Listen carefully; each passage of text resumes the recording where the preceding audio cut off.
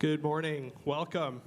My name is Niels, and I will be the host for this morning's session. You are in the theater, and the breakout session for this hour is titled Church for Newcomers to Canada.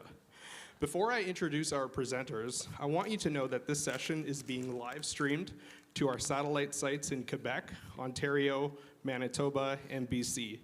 It is also available to everyone who has registered and downloaded the Mission Fest Manitoba app.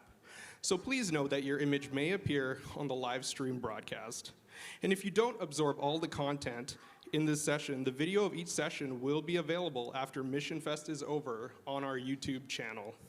Our presenters today are Tim Noble, Field Representative for OMF International and Regional Coordinator for the Perspectives course for Manitoba, Richard Salas, Team Lead with Life Transformation Ministries Canada, Tim Nielsen, Lead Pastor at City Church of Winnipeg, Wei Dei, Lead Pastor at Winnipeg Chinese Alliance Church, and Shoaib Abadi, Executive Director of Square One World Media. Please give Tim, Richard, Tim, Wei, Shoaib a warm Mission Fest Manitoba welcome as they come to present. Thank you very much. Thank you very much, Niels, and everybody for coming. We're so glad to see you today on this very important topic of church for the newcomers to Canada. As many of you know, in Canada, there are many people coming from around the world to live here. And according to the 2021 census, 23% of respondents were from another country. And so, what do we do with that? First of all, I want to suggest that it is an opportunity to reach the world. Okay, it's not going to replace going, because of the 7,000 unreached people groups around the world, only about 5% of those unreached people groups actually are represented here in Canada. At the same time, it is so important to have this outreach to the newcomers. But in addition to being an opportunity, it is also a blessing. It is a blessing to have people from so many countries come here and to help us build our vision of the kingdom of God, right? I'm curious, how many here are from other countries? Okay. I want to say thank you for being here. You enrich us, you enrich the church. And so I just wanted to start off with that here. As we look at the question of church for newcomers to Canada, that would include immigrants, refugees, international students, migrant workers, there is a bit of a challenge involved with this. A bit of a, we've got two competing values coming together here. On the one hand, unity of the church, unity of the body of Christ is non-negotiable. So, regardless of race, gender, of socioeconomic class, there is unity of the body of Christ is non-negotiable. In Christ, there's neither Jew nor Greek, neither slave nor free, neither male nor female, for you are all one in Christ, Galatians 3. So this has led to a desire to integrate people into the existing churches. On the other hand, if we just integrate people in, there can be something lost, some of that richness of the diversity of worldview, diversity of worship styles, can be lost if we just integrate in to a dominant culture. So, many recognize there are various culturally appropriate forms of worship, and that diverse cultural perspectives can open our eyes to biblical truths that our own cultural perspective tends to blind us to. Okay? Along with this, proclamation of the gospel, discipleship, and worship in one's own heart language and in biblical ways that connect to our worldview tend to lead to greater growth in the church, both in terms of numbers and maturity. And biblically, that's supported by the decision in Acts 15, where the Jewish people realized, oh, Gentiles don't have to become Jews to follow Christ. So the outcome on this perspective tends to be more, you have specific worship services for people groups, but there's also challenges there, and we'll talk a bit about those. And we don't want to fall into segregation. That's not what we want. But there's a need for heart language involvement. So I want to introduce our panelists for today. So right here we have Pastor Wei Deyi, and he is at the Chinese Alliance Church, the Winnipeg Chinese Alliance Church. I have to get that right there. And at this church, they have 3 congregations. They have an English congregation, a Mandarin congregation, and a Cantonese congregation, all meeting as one church, in a sense. Although technically, the English congregation is a separate church, right? Technically, yeah, go ahead. Yeah. We are one church family consisting of 3 congregations. So one way we are like 3 churches, but on the other hand, we are one church family. So we join together in major policy, on mission, on staff, on church management, and also on some key theological issue. But otherwise, we basically minister on our own. So we are one church family, but still with a very rich cultural diversity.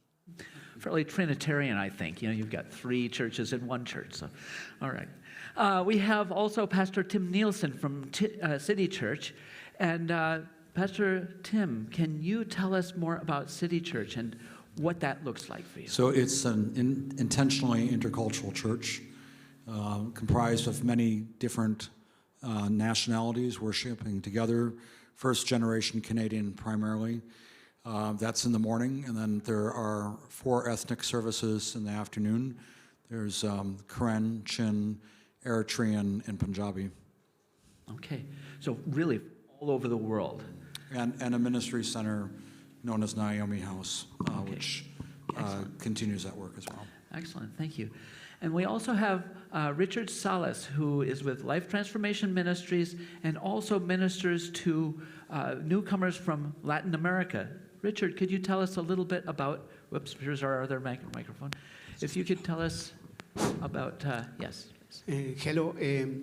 7 years ago, God put me in my heart to start a Spanish church in the south part of the city. But doesn't happen.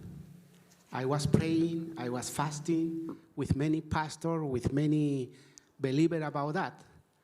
But after I studied the Bible in Acts 2:42, 47, God gave me different visions, God's vision.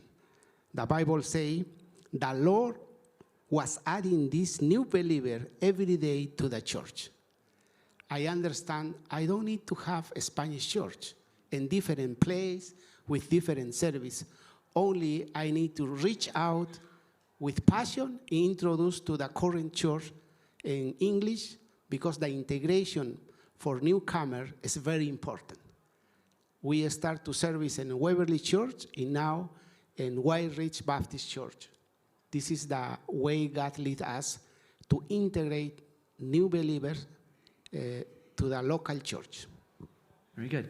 And Shoaib with Square One Media is also with us this morning. Can you tell us about your involvement with the Persian church, what that looks like? Yeah, as you know that I don't have much hair, I have to wear different hats. One hat is with the Square One World Media, where we do Christ Center Media in 7 languages. And the other one, years ago, we started a group called the Persian Fellowship. Now we call it Persian Church of Winnipeg, Persian Church of Winnipeg. It's people who come from Iran and Afghanistan. Iran and Afghanistan specifically. When here on the street, when people ask me, where are you from? Then usually my response, I'm from Canada. Then they get, oh, you must not be from Canada. But then I said, if you mean where I was born, I say I was born in Afghanistan. We are Canadians, but we were born in Afghanistan and Iran. And it's basically to support in their language, culture. We celebrate some cultural festivals, and also what we do is we help them to integrate to the local churches. The difference between our church and their churches are that our group consists of Anglicans, Baptists, Pentecostals, and all. They go to a local church, but they come to Persian church once a week. We meet 3 weeks in Zoom and 1 week in person in Fort Garry MB Church. Okay, fantastic. Yeah, and you were telling me that, okay, you've got people from many different denominations and different churches. About what percent of the members of the Persian church are actually involved in other churches as well? I would say at least 60 to 70%. Okay, 60%. Yeah. So you have a lot of that crossover there as well. That's right. Okay, so what you can see from this is we have really different models of how to reach out to the newcomers and how to integrate into church.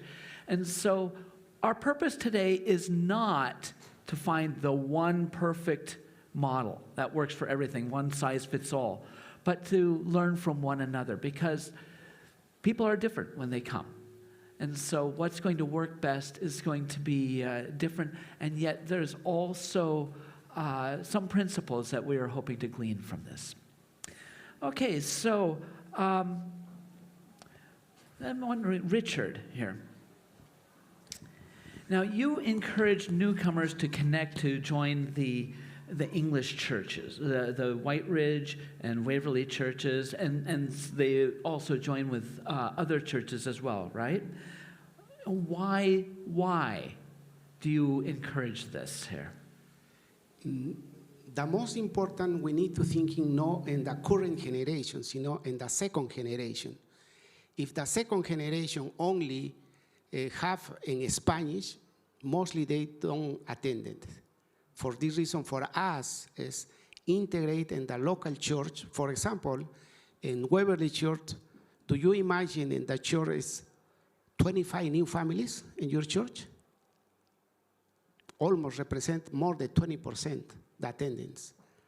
When we integrate, we say not only we want to see the people sit in the Sunday service, we discipleship, becoming elders, deacons, service in different ministry. This is the real integration. For this reason, I want to advise you, in each church should be one pastor or missionary for outreach newcomers. This is the way we service. Only, I have, for example, in Waverly Church, one small group in Spanish. After that, everything is in English. The first question I received from my elders was, how you will be integrate this new family to the church? I answered, this is wrong question. Because the integration need to come in for both parts. This is important. I teach, I learning, I advised to Canadians how they open his home, becoming good hospitality, make friends with these new families. I don't want two families only coming Sunday, sit in the church. The real integration is more about that. Make friendship, make friends. When is the last time you invite your home now newcomer? How is your hospitality? How you service to newcomers in the city? This is my advice for you. Very good, thanks. I'm wondering if Shoaib, Pastor Wei, Tim, do you have any comments that you want to make on response to what Richard has just said there? Comments? What I'd say, I fully agree. In society, families are integrated already. They're integrated in the schools, they're integrated in the workplace. And to not integrate in church, I have some concern. It's not that it's wrong to do it another way, but it's more the children that is probably the concern than the adults that come. The adults that come, depending on how old they are, depending on their exposure, but it's usually the youth that you're really thinking about in the next generation. And you also spoke of being intentional, and I would agree. An integrated church is intentionally integrated on all levels. That includes the elders, the deacons. It's not tokenism. It's genuine integration of all leadership all the way through. Good. Yeah, our church has 56 years, and years past, the children's ministry was the one that united the three congregations together, because you want the children to come to church, and the presumption they all speak English.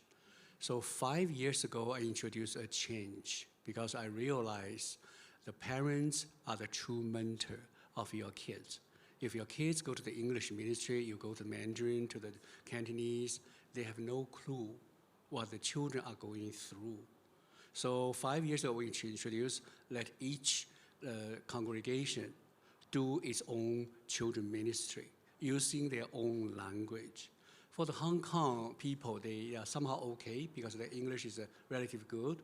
But for mainland China, the new immigrant, parents and children, they are not good at English. So we use Mandarin and ask parents to mentor your kids. I think this is a fallacy. Yeah, so long as we come to church, send our kids to English ministry, our children will follow Christ. That's not true. 80%, 90% our kids, after they go to university, they leave church behind them. And that rate is very high. With the secularism wreaking havoc through the church, through the government, through the media, through the school, if our parents do not have this sense of crisis, your kids will leave the church when they go to school. So I emphasize our parents, you are the mentor. So in our church, we promote the language and also the family worship once a week. And we provide training too. So I want to promote, this is a fallacy, you have to go to English for your kids. But parents do the mentoring of your kid. Now look at the New Testament churches. Old Testament, New Testament, there's no such segregation. Parents, grandparents with their kids. But nowadays, with modern management, we seem to favor that. I'm not against it, but we should complement with whatever that helps for. Yeah.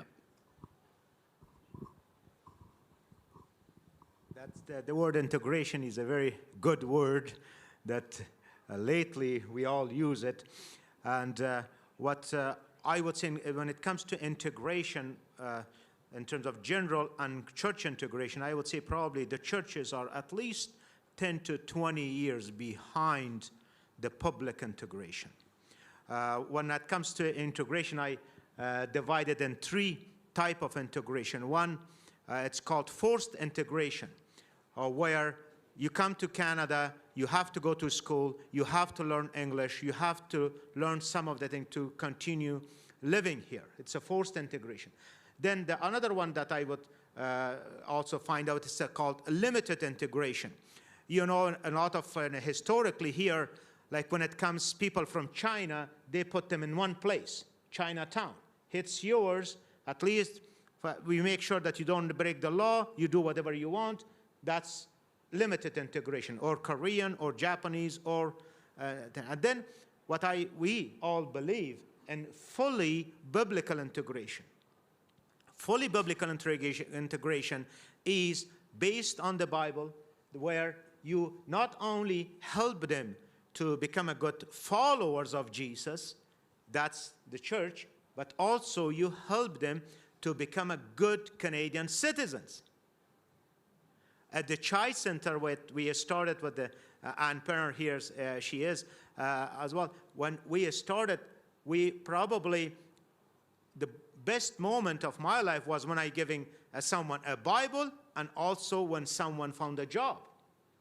Basically, what fully biblical integration in two areas, not helping them to become a good follower of Jesus and also to become a good citizen. Very good. This brings a question to my mind, and I hope you don't mind if I'm leaving some of the questions that I sent you, but one of the questions that comes to my mind is this: with integration, do we lose some of the value, do we lose some of the cultural contributions that we could receive? Could you tell me a little bit about what do Persian cultures, Latin American culture, the Karen and all of the Eritrean cultures, the Chinese culture, what do you have that you can contribute theologically, even our worship style or anything, to the church? What can we as Canadians learn from what you bring? Yeah, that's one of the hardest questions. But from the Persian culture, our culture is culture of honor and shame. Yes. And probably most Canadian or Caucasian culture would be culture of guilt and innocent kind of. Right. We see different lenses. We see these cultural areas from different lenses. How we can learn from you guys through your lenses, and also how you guys can learn from other cultures. And it's a long-term thing, yeah. A few days or a few years ago, one pastor asked me, Richard, why the Latin America people have a lot of passion for service to God? I see that people service in different positions in the church. I answered the pastor, I cannot believe you say me you are a believer and you want to service in the church. For this reason, the way we integrate these families is give opportunities to service in different positions in the church, every time. The other thing is really our passions for service to God is a lot because mostly Latin America people is the first generation was born again. In my case, I know Jesus when I finished the high school. I was the first believer in my family, in my town. For this reason, we have real connection with God, worship to service to God. Okay, good. Right. And I would say that in answer to your question, what value does integration bring, and yet keeping uniqueness of culture, right? And that's the question. And so if we're talking about, and Richard, I appreciate because you mentioned service, and service is more than a Sunday morning. Service is throughout the week, and it's how we care for each other and love each other and how we reach out to a community. And I think different perspectives of different cultures working together can be stronger because it's we cover for each other. Even Schwab was talking about shame and honor, power cultures. These cultures, if we can love each other deeply from the heart, work together, we can be more effective. If we're talking about a Sunday morning service, really, I think what we're speaking of is not a morning service that would be identical to any church down the road. You're going to have expressions of worship that are in the heart language of people. This is what we do with English translation on PowerPoint, so that, and then we try to emphasize where we can instruments from people's home countries, the sitar from Iran, for example, those kind of things.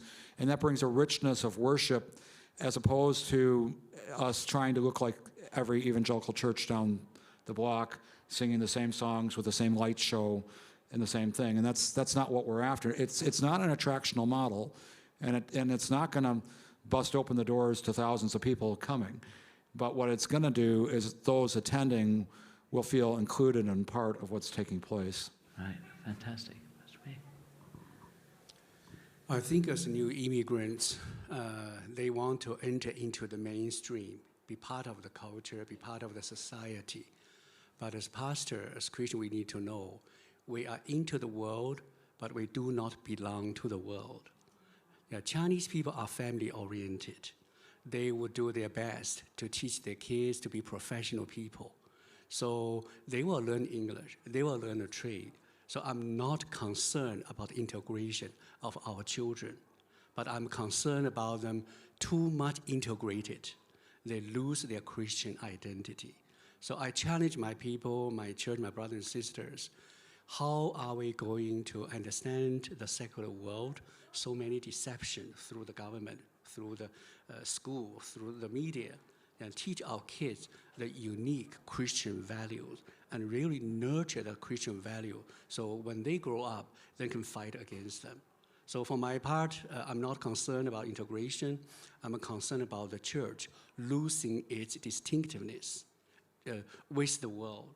So I always encourage my people to let's come back to the Bible. The Bible provides every answer to the cultural challenges.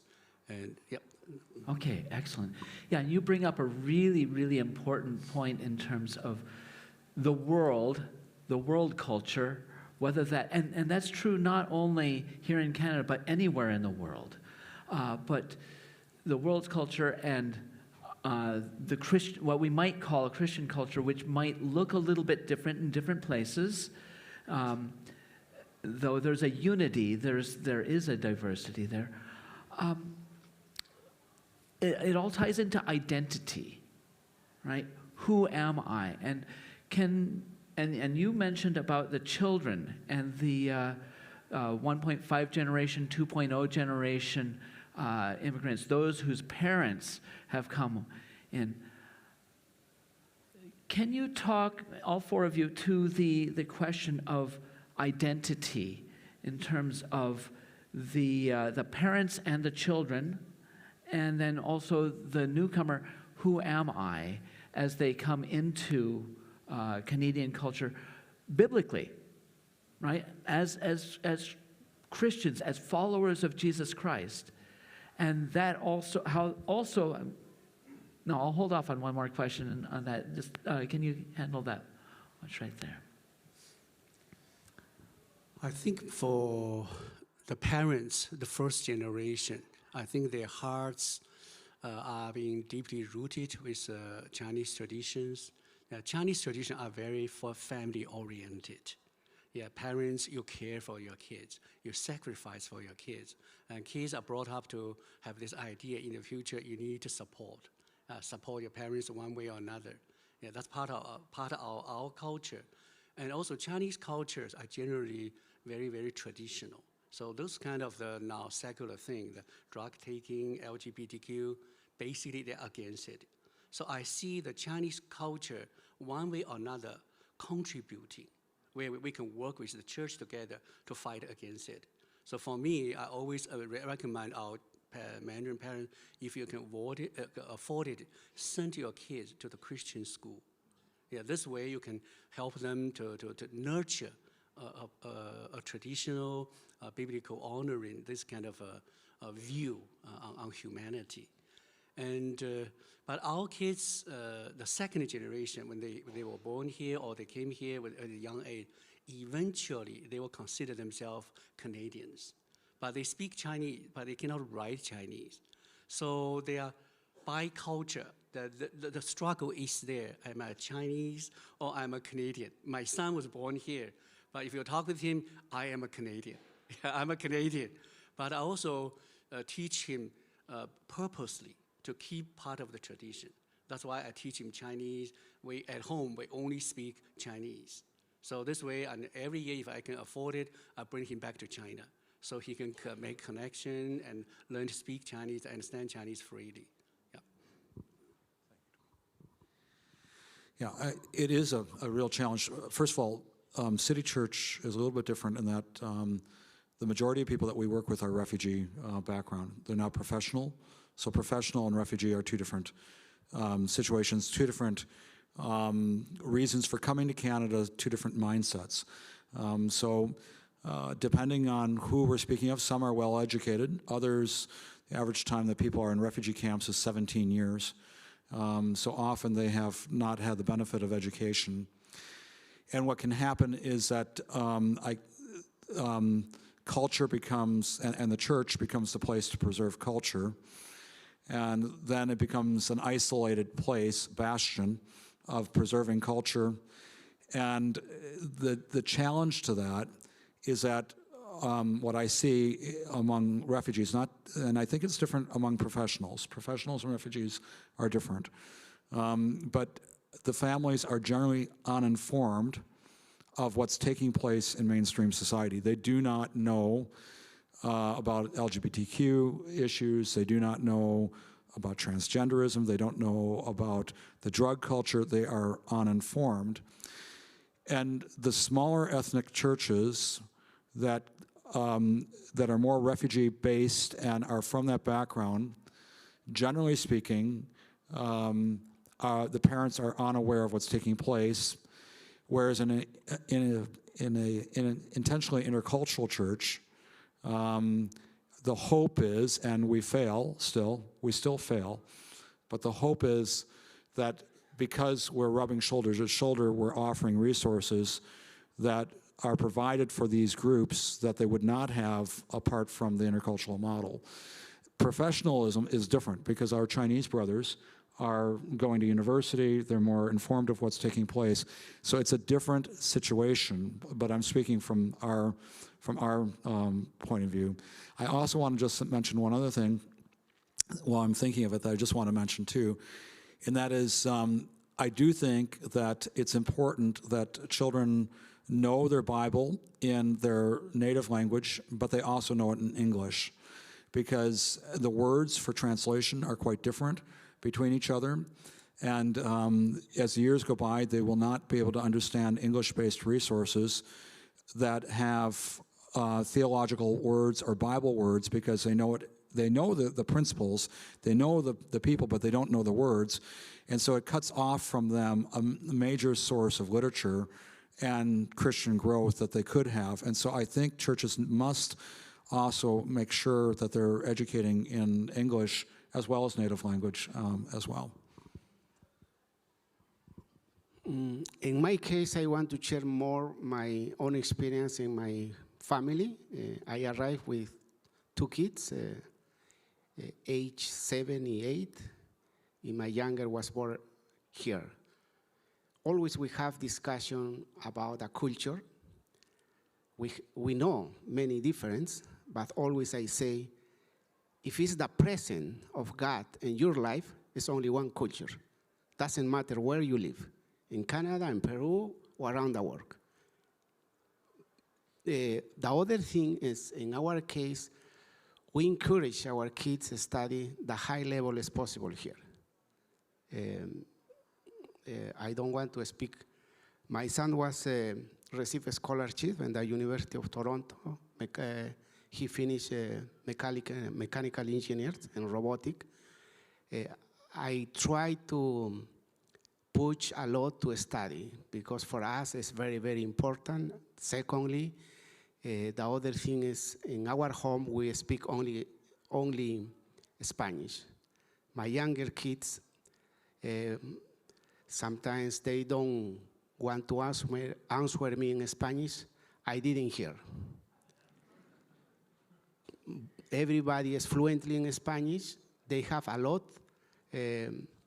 benefits. I went to Cuba to mission trip. My kids always is a translator, because I went with Canadian families. My daughter went to Peru with the faculty of dentistry to doing social project there. I think we keep our language, some tradition. Many times I say, yes, I understand the difference, the culture in Canada, but you are living in my home. This is the principle. You need to respect to God and respect to us. this is the way about some difference in the culture. For us, it's a challenge. My younger daughter one time told me, I don't feel safe to go to the school. The public school is not the safety place now in Canada. You know many things. We have many challenges to explain about that. I think there are different cultures as well. There are some strong cultures, and there are some cultures that not much strong in terms of language or cultural values, like Chinese, Korean, or Spanish. There might be strong culture, but when it comes to Persian or Afghans or even some like from Pakistan, India, they are not as strong. I don't think that even the Persian fellowship will exist behind the first generation. Because our kids, like mostly we are adults in the Persian fellowship, and our kids, as they grow, they don't they go to the local church. That's our challenge. And the other thing is that what I would say the better part of that is that those cultures are not as strong. Even the first generation, like if you ask me who I am, I wouldn't say I'm an Afghan. My answer to you would be I'm a Canadian. Where some others, even if they live 40 years, 50 years here, the first you ask, they say I'm a Russian, I'm a Chinese, or I'm a Korean. But that's, you know the difference? And then the other part, when it comes to integration, that's the that's when churches, they ask me, they know that I'm from Afghanistan, then they say, can you come and the first part of integration, they see if I can read some verses from Bible in Persian. Have you experienced that? They ask you to come to the English church and read. That's the way to encourage us. They see this as an integration. And even in my home church, and my pastor asked, and I said, Pastor, can we go a little bit further? Can I read this in English, but you accept my accent? I think that what I would say is a better version of integration for churches, rather than to ask to speak and read the Bible in Chinese or Persian or other. Let them read in English, and you accept whatever accent, whatever shortfall in that language that person has. We have just 6 minutes here before we go to questions. By the way, I hope you're all preparing questions. Whoever asks the best questions gets this little arrangement here. So the panel will be deciding that, our judges on that. Anyway, 2 questions I want to ask, and I don't think we'll have time if we can have 2 answers for each. First, evangelism. There are there were almost 500,000 newcomers to Canada last year. 500,000. Canadian government has projected over the next 3 years, total of 1.5 million newcomers. So it's accelerating. It's going to be more and more. Okay, and again, as I said before, I see that as an opportunity and a blessing. But evangelism, many of those are not Christians. What can we do, and what can the local churches be doing for that? Yeah. Well, what I would say when it comes to evangelism, I would say, sorry, I made a mistake. Okay. Yes. Anyway, what I would say that, sorry about that. The thing is that evangelism, please use the people. If you're evangelizing to the ethnic groups, let's say Chinese or Korean or Afghans or Iranians, use us. I think that's the best tool you have. We know the language, we know the culture, and also use those who spend time. We have in Winnipeg, we have people who served in Afghanistan, who served in Iran, who served in other countries. Use them, their experience as well. I think that's the best tool that you have. And that I would suggest. Thank you. Our ministry is focused on reach out believers. The way we did it is service with love. The first time, the first months, only I service to newcomers with furniture, connection, looks, job, makes friends. After that, I share the gospel. This is the way focus our ministry is reach out people. I training other believers, becoming a believers. I encourage to reach out. Our ministry is not a social project. It's a gospel orientation. I saw really how God is working. I know many families was never hear about the gospel. Now it's Christian service in the church, change the life. Really, God is working if we work intentionally. If we have the willing for do that. Yeah, and I would agree with those things. It's the great commandment and the great commission. Those two pair together. So the great commandment of loving God and loving our neighbor, and then the great commission of going. And what Schwab was saying is absolutely true. We must utilize those from the ethnic backgrounds that we're trying to reach, but it must be as well in cooperation together. So, in other words, I can't fully understand someone's mindset from Afghanistan, right? I can't speak the language. I can't understand it all. But what I can do is I can show, like Richard said, open my home for hospitality, have people there, love them, expose them to other believers who are also not from that person's background, but then bring in and help them build a friendship with someone from that country that can introduce them to the gospel. And I would say we can all do that. We can all build friendships, and we can all introduce them to somebody who can speak their language and share the gospel. Right. Yeah, for evangelism, first, I would emphasize on caring. For the new immigrants, they have a lot of needs. People suffering from cancer, or people having babies. So we have small group that will cook them for 3 months or 6 months, once a week. So for people who have COVID, we drop food. So through this connection, and we provide very timely caring. Second is through personal evangelism. And we encourage people, train people to reach out with their friends. They go to school, they go to work, and they can introduce their neighbor to come to church. And third one, we make major use of 6 occasions: Chinese Spring Festival, the Easter, and also the Mid-Autumn Festival, and also the July Canadian National Day, and the Thanksgiving holiday, and also the Christmas holiday. The 6 occasions we organize.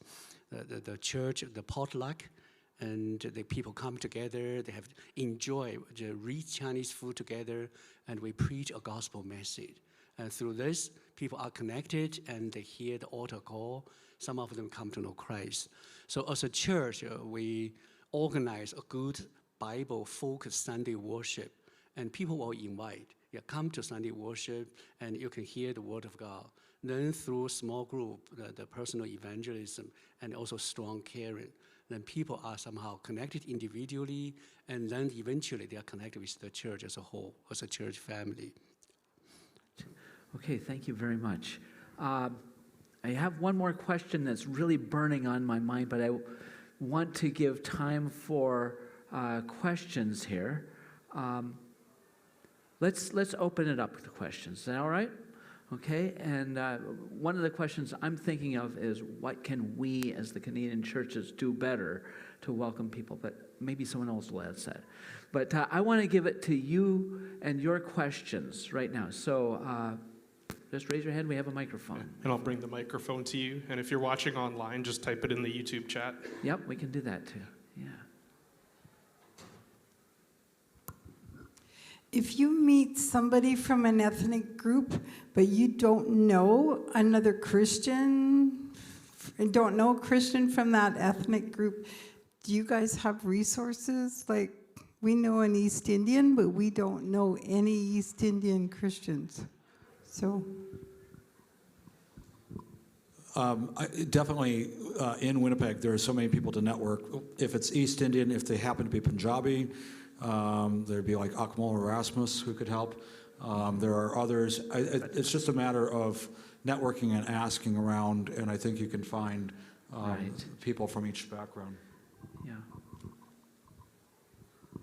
Even, regardless if you find or not, there are some, as Nelson, Tim, and others, they mentioned there are some just basic principles, the friendship, the trust, and all. Until you're like, I don't want to say that you should wait evangelizing until you find someone from that country or that culture. No, I think evangelism starts the day you meet that person. We all know some general principles: loving, friendship, trust, and long-term relation. Yeah, that's. Yeah, love covers a multitude of sins, right? Yeah, okay, very good. Yeah, question over here. And there are a lot of resources around, so a lot of people in Winnipeg. I was wondering, what are some of the things that are the biggest stumbling blocks amongst the Canadian church for new people coming to Canada from different cultures? What are the stumbling blocks? What do they puts them off being either joining the church as a Christian or becoming a Christian? What kind of things are you seeing that, yeah? I think this was part of your questions. Thank you. I think in our context, in the Persian fellowship, one of the challenges that I see for last couple of years, you know, that the number of Iranians and Afghans who are coming to Canada, they are increasing every day. Last week, Brother Ali came, Naomi Church, they sponsored him and his family. One of the challenges that we are experiencing is some churches, not them, but some churches, when they bring an Iranian or an Afghan, they want to keep them. They want to hold on to them, and they make them busy that they don't have a time, or then even they don't want to introduce them to us. They think that we are kind of stealing a sheep. Our job is not stealing a sheep. Our job is to help local churches to how that person can become a better follower of Jesus, to help them. It's not to steal. We don't want to steal any sheep from anyone. Thank you.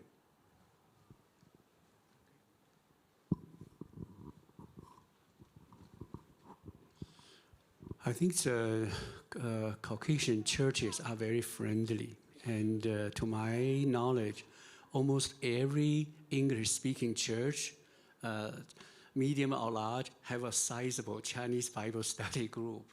Yeah, they help those people to learn about the English and help them to enter into Canadian culture. And many of them stayed on and baptized. And this church, the Church of the Rock, the senior pastor, Pastor Mark Hughes, told me that every year they baptize people, and Chinese are the top, always the top. So it's good. I think we work together as kingdom expansion, right? Through a lot of Chinese, they want to learn English, learn the Canadian culture, and our brothers and sisters in other churches, they support the outreach to the Chinese community. And the Chinese people are usually divided into two kinds. One is very materialistic. Yeah, they want to make use of the democracy, a good opportunity just to continue the pursuit of the world. The other, they are very open. They are soul searching. They want to find out. And our Caucasian churches, the English-speaking churches, they have been doing a wonderful job. Yeah, I really appreciate that. Yeah. I could mention also that there are a number of, get to know some of the different ministries here in, the missions ministries here in Winnipeg.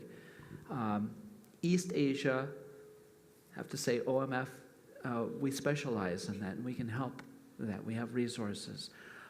There are, there's Avant, there's Frontiers if you're looking to reach someone from the Muslim world, Frontiers, Pioneers.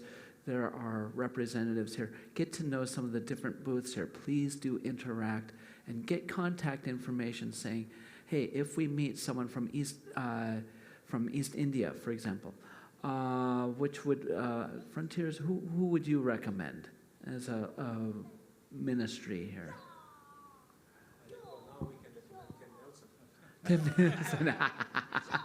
Okay, that's a possibility. Yeah, contact City Church. Yeah. There's another church, David Batipat. I'm not sure the contact information, but I can get you in contact with that person as well. So. And thank you, Schwab, for what you're saying. City Church's desire is not to build City Church. I mean, we want to see it grow and become stronger, but we want to build the evangelical church, and that's why Naomi House exists. And so, yeah, do call Naomi House and ask, and we can network and try to get back to you with some possibilities of people that maybe can help. On the internet, there is one. How many of you have access to Right Now Media? Right Now Media? That's fairly good. On Right Now Media, look up a series called Significant Others. And basically, it's looking at understanding people from other worldviews. They've got Muslim, Hindu, Buddhist, all Sikh, many different worldviews. And if you go and watch the Jewish worldview, if you watch those videos and maybe have some discussions, find somebody locally who can kind of help you with those, that's an excellent series. I highly recommend that. Significant Others on Right Now Media. Monty Cox. Yes, question? I've seen scenarios, like you maybe have mentioned, in strictly ethnic churches who are not intercultural. Like there isn't really any born and raised Canadians, mostly immigrants. You've mentioned that the kids, at some point, can't relate. Sometimes they can't even understand the service because it's not in English. And then they either leave the church altogether or they start attending an English-speaking church. What do you think of that? Like, do you think that's healthy, or do you think that's not what we are trying to achieve here?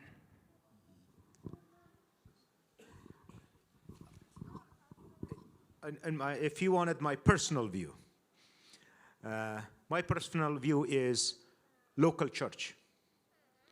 I believe in a local church.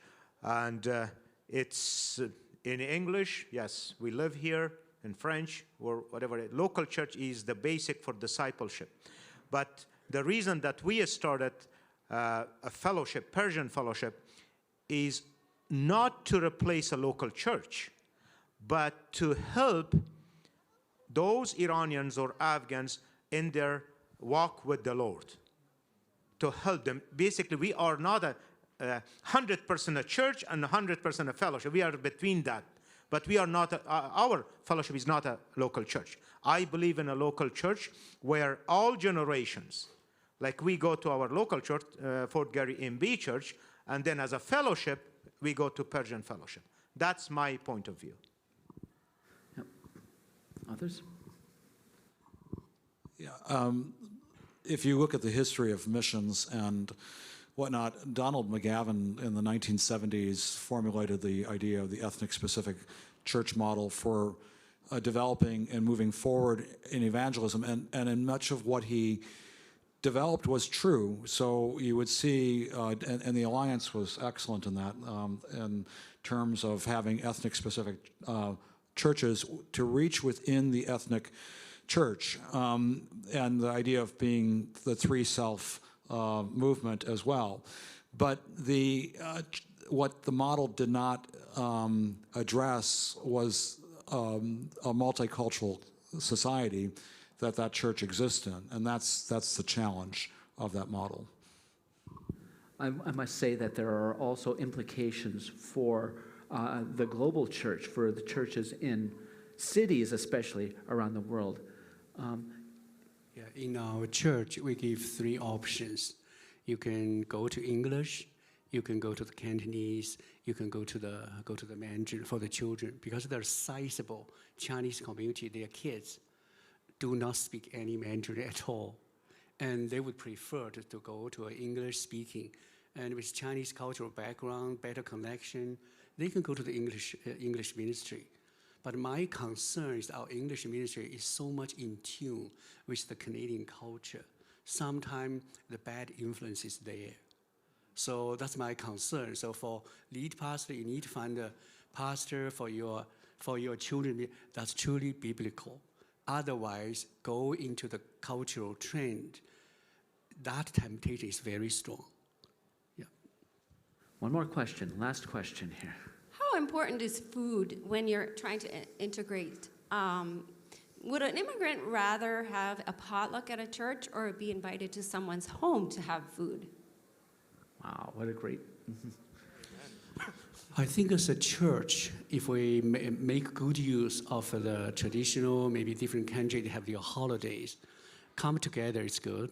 But small group in person is still, I think, one of the best way. Yeah, so small group, about 8 or 10 people, invite the new people to come to have lunch together, to have a dinner together, to build a relationship. I think in-person small group is still maybe one of the best way to reach out. Yeah. Hospitality is food, but it's also when you open your home, you're opening your heart to that person. They feel welcome. And Canadian society has moved away from hospitality. I remember when I moved here, my wife and I, when we moved here in '86, I think there was a lot more hospitality among white people. You'd be invited over to people's homes. But over the years, we've seen that diminish drastically, where homes are now castles that people live in and rarely invite friends or others to. But then you have the newcomers who come, and hospitality is central to it. And so I think hospitality, no matter what food you serve, whether it be theirs or yours, you're opening your heart to them. In our case, it's the key point for building a relationship.